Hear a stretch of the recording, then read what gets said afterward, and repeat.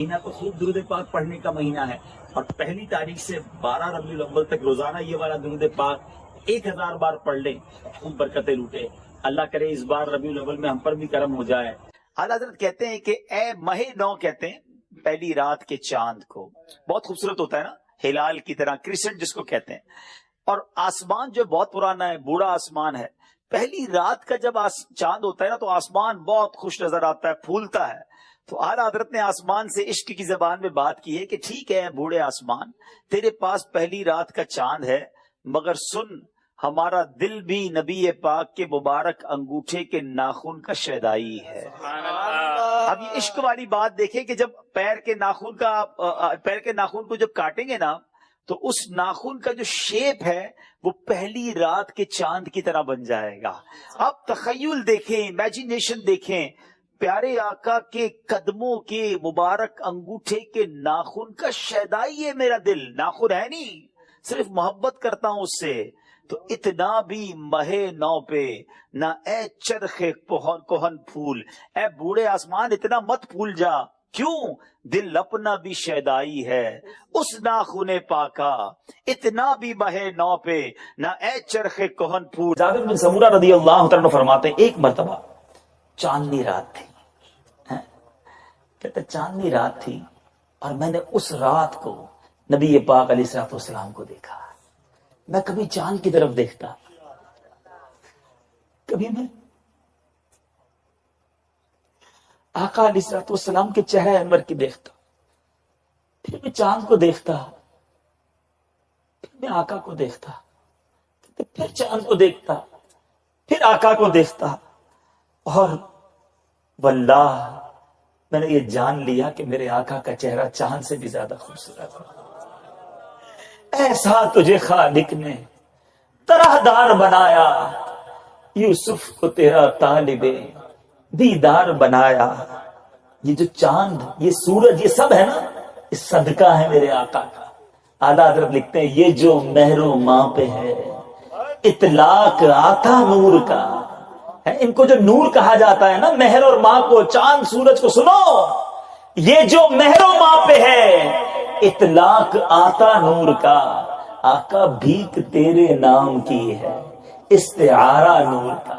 سبحان اللہ۔ فرماتے ہیں علماء دین اور مفتیان شرع متین اس بارے میں کہ آج کل ہمارے معاشرے میں عموماً نئے آنے والے اسلامی مہینے کے بارے میں اس طرح کا SMS چلتا ہے کہ جس نے سب سے پہلے کسی کو فلاں اسلامی مہینے کی خوشخبری دی اس پر جنت واجب ہو جاتی ہے، اور اس کے بارے میں یہ لکھا ہوتا ہے کہ یہ فرمان رسول ہے صلی اللہ تعالی علیہ وسلم۔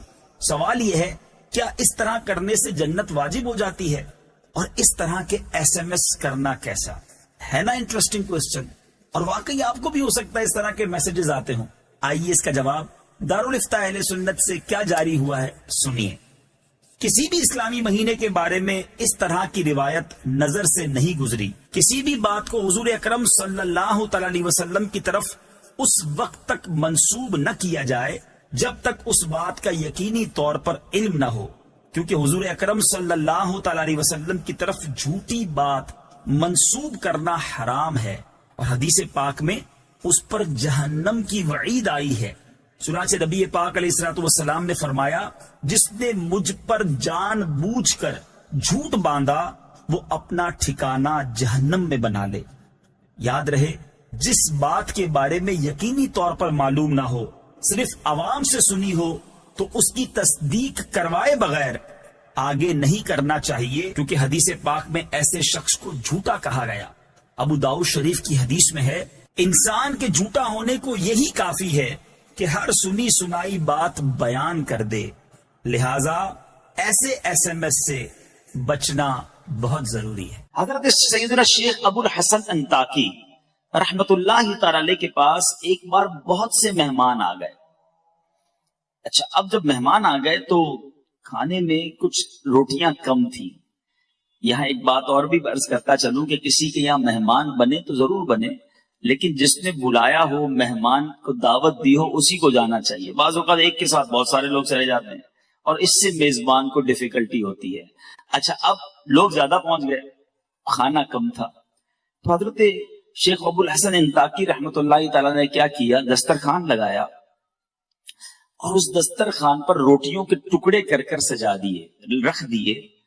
اس زمانے میں تو لائٹ نہیں ہوتی تھی، چراغ ہوتے تھے، آپ نے وہ چراغ اٹھا کر گل کر دیا، اندھیرا کر دیا۔ آپ کا جو ذہن میں یہ تھا کہ کھانا تھوڑا ہے تو میں ویسے ہی ہاتھ چلاتا رہوں گا، منہ چلاتا رہوں گا، مہمان کھا لیں گے، کسی کو پتہ نہیں چلے گا کہ میں نے کھانا نہیں کھایا، یہ جذبہ تھا ان کا۔ اچھا، کمال یہ ہوا کہ جب تھوڑی دیر کے بعد ریئلائز ہوا کہ اب کھانا کھا چکے ہوں گے سارے مہمان، چراغ لایا گیا تو جتنا روٹیوں کے ٹکڑے دسترخوان پر رکھے گئے تھے وہ سارے ویسے کے ویسے ہی موجود تھے۔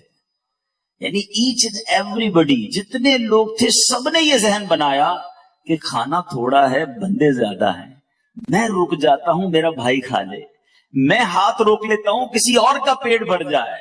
تو دسترخوان پر ساری کی ساری روٹی کی ٹکڑیاں ویسے ہی پڑی رہیں اور دسترخوان ویسے ہی رہا۔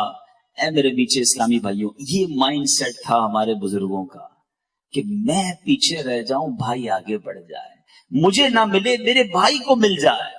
پیچھے پیچھے اسلامی بھائیوں، اسی کو ایثار کہتے ہیں، یاد رکھیے گا، سیکریفائس۔ ایثار ہم باتیں تو بہت کرتے ہیں لیکن ایثار ہے کیا؟ حدیث پاک سن لیجئے، نبی پاک علیہ الصلوۃ والسلام کا فرمان ہے، جو شخص کسی چیز کی خواہش رکھتا ہو پھر اس خواہش کو روک کر اپنے اوپر کسی دوسرے کو ترجیح دے تو اللہ عز و جل اسے بخش دیتا ہے۔ لک ایٹ دا ریوارڈ، انعام کتنا بڑا ہے۔ آپ کو بھی چاہیے، آپ کے بھائی کو بھی چاہیے، کوئی ایسی چیز ہے، اب آپ اپنی خواہش کو روک لیں، دوسرے کو ترجیح دے دیں کہ اس کو مل جائے، اس کا ثواب اللہ کیا دیتا ہے، اسی بخشش فرما دیتا ہے۔ اچھا، ایک یہ مائنڈ سیٹ ہے، اور آج کل کا مائنڈ سیٹ کیا ہے، حالانکہ یہ پرانی بات ہے کہ ایک زمانے میں ایک شہر کے اندر دودھ کی قلت ہو گئی، اناؤنس کیا گیا کہ ایک بڑا سا کنواں ہے، سارے شہر کے لوگ آئیں اور ایک ایک پیالہ دودھ کا اس میں ڈال دیں تو یہ کنواں دودھ سے بھر جائے گا، تو جو شہر میں کمی ہے وہ پوری ہو جائے گی۔ ایک شخص گیا کنویں کے پاس، آرڈر تھا بادشاہ کا، سب نے جانا ہے، تو وہ بھی پہنچ گیا، سوچنے لگا یار سارے شہر نے دودھ ڈالا ہے، اگر میں ایک گلاس پانی ڈال دوں گا تو اس سے کیا فرق پڑے گا؟ تو اس نے کیا کیا، اس کنویں میں پانی ڈال دیا، نیت میں فطور تھا، اس نے پانی ڈال دیا۔ صبح ہوئی، جب اس پردہ ہٹایا گیا اس کنویں کے اوپر سے تو وہ پورا کا پورا کنواں جو تھا وہ پانی سے بھرا ہوا تھا۔ یعنی ہر شہر کے بندے نے یہی سوچا کہ میرے ایک گلاس پانی سے کیا ہوگا، کسی نے دودھ نہیں ڈالا۔ ایک یہ مائنڈ سیٹ ہے کہ میں غلط کر رہا ہوں، ایک سے کیا ہو جائے گا، اور ایک وہ مائنڈ سیٹ تھا کہ میں بھوکا رہ گیا تو کیا حرج ہے میرے بھائی کا پیٹ بھر جائے۔ ایچ اینڈ ایوری بڈی وہاں بھوکا رہا اور یہاں پورے شہر نے پانی کا گلاس ڈال دیا۔ میں کس طرف کی سوچ رکھتا ہوں کہ میرا بھلا ہو جائے، سامنے والے کا بیڑا غرق ہو جائے، یہ میرا ذہن ہے۔ یہ میرا ذہن یہ ہے کہ سب کا بھلا، سب کی خیر، سب کے بھلے میں اپنی خیر۔ دوسروں کا جو اچھا سوچتا ہے نا اس کا ہمیشہ اچھا ہوتا ہے، کبھی کسی کو تکلیف نہیں دینی ہے۔ آج جو میرا بیسک ٹاپک ہے میٹھے اسلامی بھائیوں وہ یہ ہے کہ ہماری ذات سے کسی کو تکلیف نہ پہنچے۔ دیکھیں، حقوق اللہ کی بہت بات ہم کرتے ہیں، بہت اچھی بات ہے، بالکل ٹھیک ہے، نماز پڑھنا ہے، روزہ رکھنا ہے، تلاوت کرنا ہے، عبادت کرنا ہے، زکوٰۃ دینا ہے، حج کرنا ہے، بریلینٹ، بہت اچھی بات ہے۔ لیکن حقوق اللہ کے ساتھ ساتھ ایک بہت بڑا چیپٹر ہماری لائف میں حقوق العباد کا بھی ہے، اور یہ موسٹ امپورٹنٹ چیپٹر ہے، کیونکہ روایتوں میں آتا ہے، علماء فرماتے ہیں جب کوئی اللہ کے حقوق پامال کرتا ہے نا، نماز نہیں پڑھتا، روزے نہیں رکھتا، گناہ کرتا ہے، اگر مرنے سے پہلے وہ سچی توبہ کر لے، اللہ کی رحمت سے امید ہے اللہ اپنے سارے حق اسے معاف فرما دے گا۔ لیکن اگر کسی نے کسی مسلمان کا دل دکھایا ہے، کسی کے ساتھ دھوکہ کیا ہے، کسی سے مال دبا لیا ہے، کسی پر ظلم کیا ہے، حقوق العباد اس نے ڈسٹرب کیے لوگوں کے، جب تک بندہ معاف نہیں کرے گا جب تک اللہ بھی معاف نہیں فرماتا۔ جس سے خیر ہی کی امید ہو اور اس کے شر سے امن ہو، نبی پاک فرماتے ہیں، اور فرمایا تمہارا برا وہ ہے جس سے خیر کی امید نہ کی جائے اور اس کے شر سے امن نہ ہو۔ اب غور کریں کہ مجھ سے لوگ ڈرتے ہیں، مجھ سے لوگ تکلیف میں ہیں، دیکھیے ہم کبھی کبھی کہتے ہیں یار میری بڑی عزت کرتے ہیں لوگ. ایک عزت ہوتی ہے خوف سے. عزت نہیں کریں گے تو پھر اور ذلیل کر دے گا. نوکر جو ہمارے ہوتے ہیں، امپلائیز ہوتے ہیں، وہ کیوں عزت کرتے ہیں؟ بھائی نوکری کر رہے ہیں، ہمیں زیادہ عزت نہیں کریں گے تو سیلری نہیں ملے گی، بونس نہیں ملے گا. لیکن ہمارے جانے کے بعد کیا وہ ہماری عزت پیچھے سے کر رہے ہوتے ہیں؟ عزت وہ ہے جو آپ کے پیچھے بھی کی جائے. آپ کے سامنے اگر کوئی عزت کر رہا ہے تو ہو سکتا ہے وہ خوف سے کر رہا ہو. وقار، عزت اس چیز کا نام ہے کہ ہم اس کے سامنے ہو نہ ہو، بندہ پیچھے سے بھی دل میں عزت رکھے کہ بڑا اچھا آدمی ہے. اب اپنے بارے میں مجھے اور آپ کو غور کرنا ہے کہ مجھ سے خیر کی امید کی جاتی ہے یا شر کی امید کی جاتی ہے. نبی پاک علیہ الصلوۃ والسلام کی ایک بڑی اہم حدیث پاک اگر آج یہ آپ سب کو یاد ہو جائے نا، اور آج اس بیان کا سمجھ لیں مین آبجیکٹ یہی ہے. سرکار دو عالم صلی اللہ تعالی علیہ وسلم نے فرمایا من آذا مسلمن فقط آذانی ومن آذانی فقط آذ اللہ. مختصر حدیث ہے لیکن کمال بات فرما دی میرے آقا نے. فرمایا جس نے کسی مسلمان کو تکلیف دی اس نے مجھے تکلیف دی، اور جس نے مجھے تکلیف دی اس نے اللہ کو تکلیف دی. اب غور کر لیجئے. اچھا ہم کیا کرتے ہیں؟ ہم اپنوں کو تکلیف نہیں دے رہے ہوتے. جو ہمارے اسٹیٹس کا ہوتا ہے، ہمارا رشتہ دار ہوتا ہے، ان کا تو خیال رکھ لیتے ہیں. مگر عام مسلمانوں کے ساتھ ہمارا رویہ ایسا ہے، ہمارے غریب رشتہ داروں کے ساتھ، ہمارے امپلائیز کے ساتھ جس کو ہم نہیں جانتے، بالکل نہیں جانتے، روڈ پہ مل گیا، تھوڑی سی ٹکر لگ گئی، تھوڑا سا ہاتھ لگ گیا، تھوڑا سا بھیڑ میں آ گیا، ہمارے آگے کسی نے گاڑی بڑھا دی. اب ہمارا ایٹیٹیوڈ کیا ہے؟ اس وقت ہم تکلیف دیتے ہیں یا اگنور کر دیتے ہیں کہ کوئی بات نہیں، مسلمان ہے. پورا مطلقاً نبی پاک نے فرمایا جس نے کسی مسلمان کو تکلیف دی. پھر اب غور کر لیجیے، ہم نے کسی مسلمان کو تکلیف نہیں دینی ہے، کیونکہ آگے یہ بات کدھر جا رہی ہے؟ مجھے تکلیف دی میرے آقا فرماتے، جس نے مجھے تکلیف دی اس نے اللہ کو تکلیف دی. ہم اس دنیا میں تکلیف پہنچانے نہیں آئے. اگر آج کسی پر ظلم کرتے ہوئے، کسی کو ناراض کرتے ہوئے، کسی کا دل توڑتے ہوئے آپ آگے جا رہے ہیں، ٹھیک ہے، دنیا میں کوئی کچھ نہیں کہہ سکتا. مگر آئیے میں آپ کو ایک اور روایت سناتا ہوں کہ قیامت کے دن کیا کچھ ہو سکتا ہے. میرے میٹھے اسلامی بھائیو، ایک بار نبی پاک علیہ الصلوۃ والسلام نے فرمایا کیا تم جانتے ہو مفلس کون ہے؟ آج اگر میں آپ سے بھی سوال کر لوں کہ مفلس کون ہے، آپ کہیں گے جس کے پاس گھر نہیں ہے، جس کے پاس گاڑی نہیں ہے، جس کے پاس پیسے نہیں ہے، وہ مفلس ہے. صحابہ کرام علیہ رضوان نے بھی کچھ ایسا ہی جواب دیا کہ جس کے پاس درہم و دینار سامان نہیں ہوگا وہ مفلس ہے. میرے آقا علیہ الصلوۃ والسلام نے فرمایا نہیں، سنو حدیث کا خلاصہ ہے، میری امت میں مفلس وہ ہے جو قیامت کے دن نماز، روزے اور زکوٰۃ لے کر آیا. نماز بھی پڑھی ہوگی، بہت سارے میرے بھائی یہاں بیٹھے ہیں جو ماشاءاللہ نمازی ہیں، میں کئیوں کو جانتا ہوں، روزے بھی پورے رکھ رہے ہوں گے، زکوٰۃ بھی دے رہے ہیں، کئی حج اور کئی عمرے بھی آپ نے کیے ہوں گے. سنو، آقا ڈیفائن کر رہے ہیں کہ مفلس وہ ہے جو قیامت کے دن روزے بھی لے کر آئے گا، نماز بھی لے کر آئے گا، زکوٰۃ بھی لے کر آئے گا. پھر مفلس کیوں ہے بھائی؟ سنیے، مگر حال یہ ہوگا کہ کسی کو گالی دی ہوگی، کسی پر تہمت لگائی، اس کا مال کھایا، اس کا خون بہایا، اسے مارا، اس کی اب کیا ہوگا؟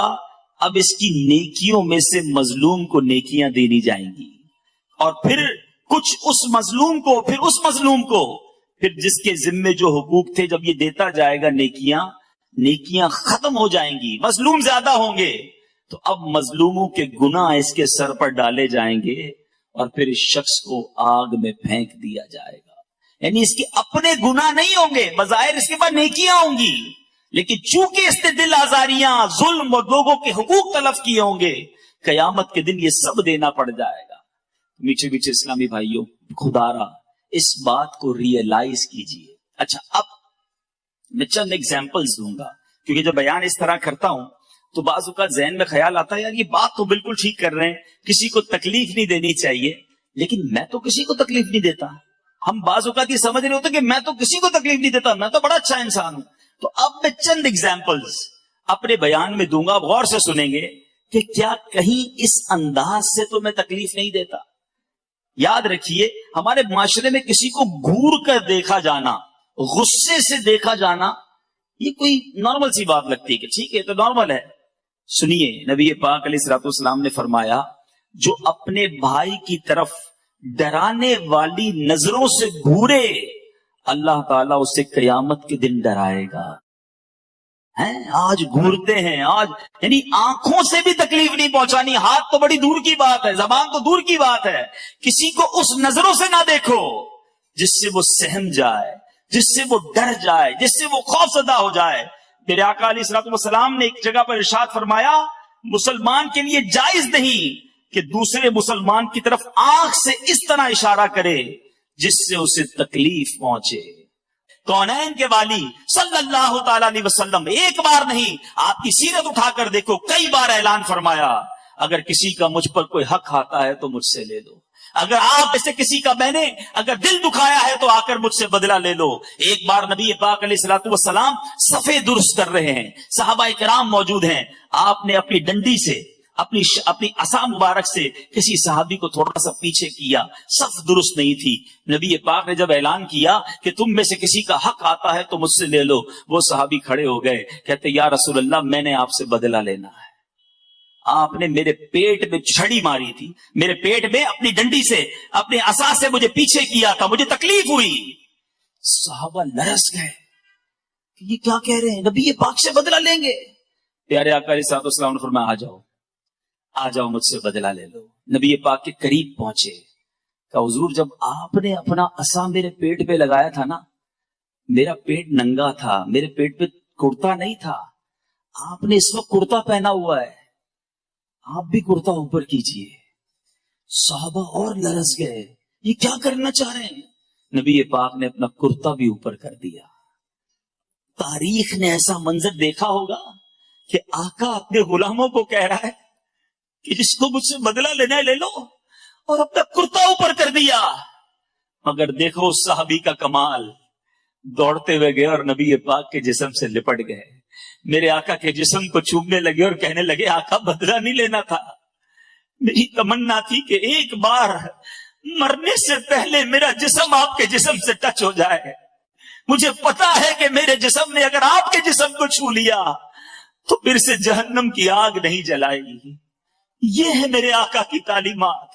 معافی مانگتے تھے یار، میرے آقا اپنے غلاموں سے کہتے تھے مجھ سے بدلہ لے لو، اور میں ہوں کہ آج جس کا جو چاہے بیڑا غرق کر دوں، میرا ملازم ہے نا، کیا کر سکے گا؟ میرا ذرا سی غلطی کی منہ سے گالیاں نکلتی ہیں، ذرا سی غلطی کی اس کو کہتا جا نوکری سے تو فارغ ہے۔ ارے ٹھیک ہے آج آپ کا کوئی نہیں بگاڑ سکتا، مگر میرے آقا کا یہ فرمان یاد رکھنا، من آذا مسلمن فقط آذانی ومن آذانی فقط آذ اللہ، کہ جس نے کسی مسلمان کو تکلیف دی اس نے مجھے تکلیف دی، اور جس نے مجھے تکلیف دی اس نے اللہ کو تکلیف دی۔ تو ہے میرے میٹھے اسلامی بھائیوں، بات چلی ہے کھانے پر عیب نکالنے کی، نہ نکالا کرو عیب، نہ لڑا کرو اپنے گھر والوں سے، صبر کر لیا کرو۔ ایک بہت گناہگار شخص تھا، اس کا انتقال ہو گیا، انتقال کے بعد اس کے دوستوں نے اسے خواب میں دیکھا اور کہا کہ تمہارے ساتھ کیا معاملہ ہوا؟ کہنے لگا اللہ تعالیٰ نے میری مغفرت فرما دی۔ لوگ بڑے حیران ہوئے، تو بڑا گناہگار، تیری مغفرت کیسے ہو گئی؟ کہتا گناہگار تو تھا، ایک بار میری زوجہ نے کھانا بنایا اور کھانے میں نمک بہت زیادہ ڈال دیا، بڑا غصہ آیا، بڑا غصہ آیا کہ ابھی سزا دوں۔ ہو سکتا ہے یہاں بھی ایسے کوئی شیر ببر بیٹھے ہوں گے کہ جیسی کھانے میں کوئی گڑبڑ ہوتی ہوگی تو ہاتھ بھی اٹھا دیتے ہوں گے، پلیٹ بھی پھینک دیتے ہوں گے، کہتے ہیں میرا بھی بڑا غصہ ہے کہ بدلہ لے لوں، مگر دل ہی دل میں سوچا کہ آج میری بیوی نے ایک غلطی کی ہے، میں چلا بدلہ لینے، میں صبح سے شام اپنے رب کی بارگاہ میں کتنی کوتاہیاں کرتا ہوں، کتنی غلطیاں کرتا ہوں، وہ تو مجھ سے کوئی